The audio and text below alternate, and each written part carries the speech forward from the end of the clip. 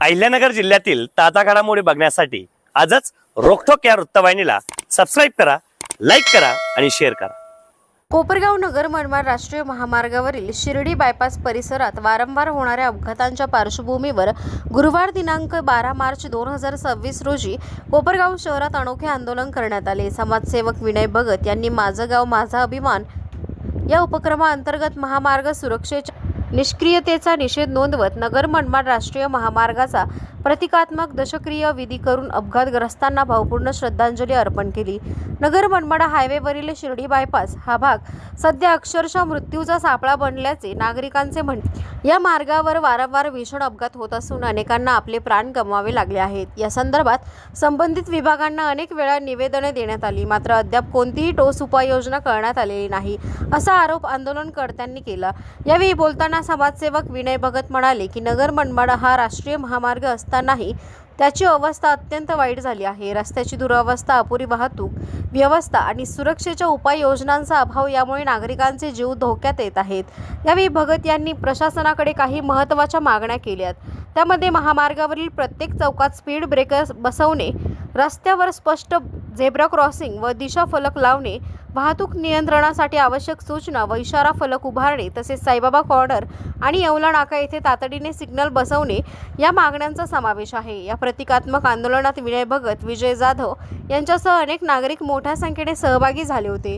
नागरिकांच्या सुरक्षेसाठी प्रशासनाने तातडीने उपाययोजना कराव्यात, अन्यथा पुढील काळात तीव्र आंदोलन करण्यात येईल, असा इशाराही आंदोलनकर्त्यांनी दिला आहे। आज कोपरगाव शहरातील नागरिकांच्या वतीने नगर मनमाड हायवे या महामार्गाचा आम्ही आज दशक्रिय विधी केलेला आहे। कारण का या रस्त्यावर अनेक मृत्यूचे सापळे झालेले, हा रस्ता म्हणजे मृत्यूचा सापळा अशी चर्चा चाललेली आहे। या रस्त्यावर नागरिक यायला धजत नाहीये। हा जागतिक म्हणजे महाराष्ट्रातून म्हणजे देशाच्या कानाकोपऱ्यातून शिर्डीला येण्या जाण्यासाठी हा अतिशय महत्त्वाचा रस्ता आहे। त्यामुळे या रस्त्याची अवस्था एकदम गंभीर आणि दैनंदिन झालेली।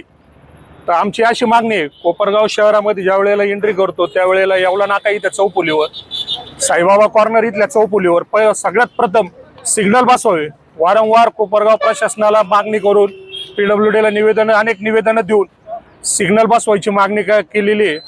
टाकळी फाटा या ठिकाणी ब्लिंकर बसवावे, चौफुलीवर तिथं हे बसवावे आणि स्पीड ब्रेकर आहे ना आम्हाला रबरी स्ट्रिपचे टाकावे। कोपरगाव शहरांची मागणी, नागरिकांची मागणी। कारण का हे जे डांबरीचे जे स्पीड ब्रेकर आहे याच्यावरून गाडी सरकती आणि मोटरसायकल ही लहान गाडी जर ॲक्टिवा वगैरे स्कूटी असल्या तर या गाड्या घसरतात। मागे लेडीजचा अपघात झालेला आहे। हा रस्ता साईबाबा कॉर्नर म्हणजे हा अतिशय वर्दळीचा आहे। शाळा कॉलेजे असंख्य मुलं शाळा सुटल्यानंतर सकाळचा हा वर्दळीचा रस्ता असतो। त्यामुळं या लहान मुलांची ये जा चालू असते। त्यामुळे आमची प्रथम मागणी आहे का इथं या साईबाबा कॉर्नरला पहिलं सिग्नल बसवावे, जिथं स्पीड ब्रेकर आहे तिथं म्हणजे डिवायडर आहे तिथं ब्लिंकर बसवावे, दिशा फलक बसवावे, जिथं बायपास आहे वळायचं ठिकाण आहे त्या ठिकाणी तिथं दिशादर्शक फलक बसवून मार्ग सूचना कराव्या। जिथं ॲक्सिडेंट झालेले आहे तिथं ब्लॅक स्पॉट म्हणून घोषित करावे आणि जे मृत्यू झालेले आहे या रस्त्यावर त्यांच्या कुटुंबियांना शासनाने अर्थात तात्काळ मदत जाहीर करावी अशी मागणी करतो। आणि संसदेत या रस्त्याचा नगर मनमाड हायवेचा अनेक वेळा उच्चार झालेला आहे, तरी हा गेल्या 10 वर्षापासून हा रस्ता प्रलंबित आहे।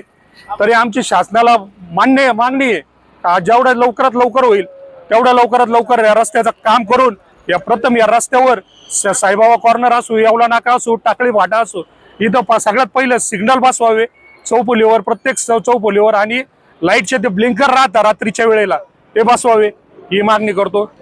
जय हिंद, जय महाराष्ट्र।